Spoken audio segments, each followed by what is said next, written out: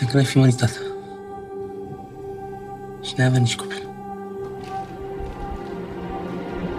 te-ai fi măritat mie?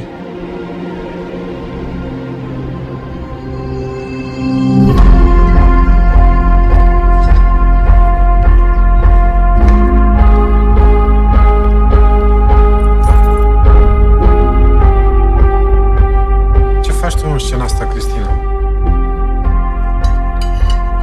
Tu n-ai fost în scena asta. Ce joci tu aici?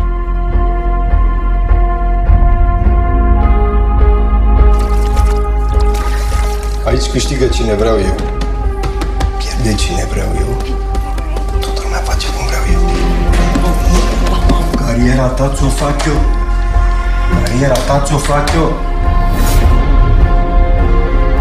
Îmi tai întâi crengile și după aia de jos de la rădăcină. De ce să te vrei? Uite așa.